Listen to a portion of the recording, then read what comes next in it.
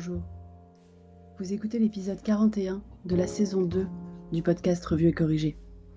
Cet épisode est tiré d'un billet du blog publié le 19 novembre et s'intitule « L'enfance d'après ». J'ai beaucoup réfléchi depuis le dernier billet. Je ne sais pas si vous avez pris le temps de lire ou d'écouter le dernier épisode, mais j'y parlais d'une liste de chansons censées nous donner la pêche.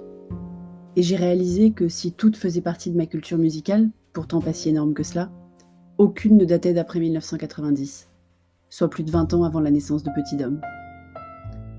On parle beaucoup en ce moment des changements traumatiques que nous sommes en train de vivre, parce que les choses changent pour nous.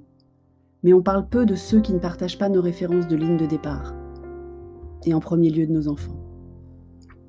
Les bébés nés cette année n'auront connu que masques à la place des sourires, par exemple. Quel effet à long terme sur leur développement et le rapport à l'autre ? Je n'en ai aucune idée. On n'a pas le recul, et je n'ai certainement pas les compétences pour poser et encore moins lancer une étude sur le sujet. Mais ça me questionne.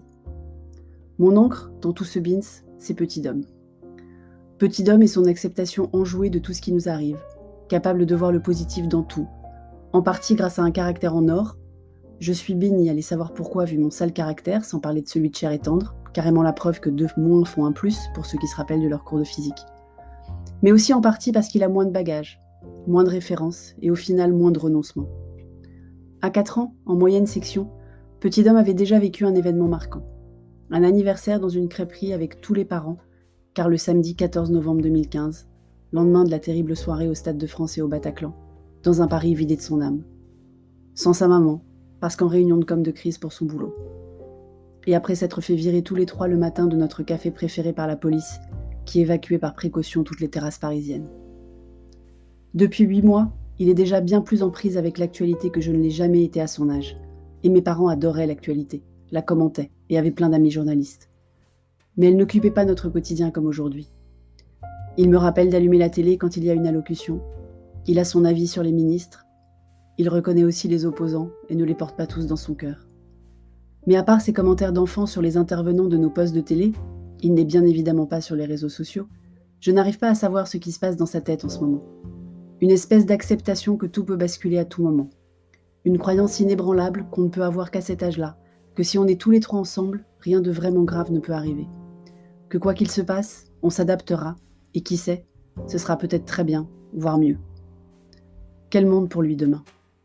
La nostalgie a envahi le confinement saison 1, et au-delà de la joie partagée de rire ensemble devant Louis de Funès, il s'agissait aussi de lui transmettre une part de notre enfance.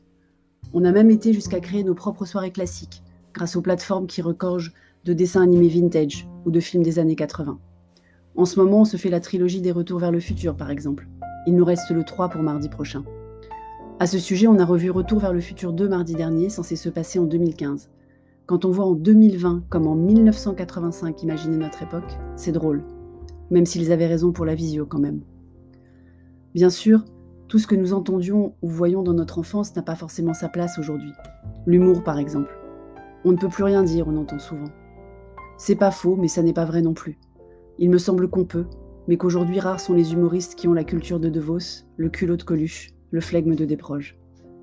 Dans un monde polarisé qui remet en cause les fondamentaux de la culture profonde de la laïcité républicaine française, dans une république qui confond égalité des chances et opportunités avec égalité tout court, dans un pays meurtri de son passé et de son présent, qui n'arrive plus à imaginer son futur, au milieu d'une pandémie mondiale incontrôlable et d'une crise économique sans précédent, quel avenir pour cette génération ? Quel espoir ? Quel rêve de métier, de loisirs, de divertissement ? Je n'en ai aucune idée. Et Petit Dom non plus. Contrairement à moi, il ne se projette pas trop dans le futur. C'est lui qui a raison, bien sûr. Merci de m'avoir écouté. Si vous écoutez sur Apple, surtout laissez un commentaire avec vos 5 étoiles. Et sur toutes les plateformes de balado-diffusion, abonnez-vous et partagez. À bientôt.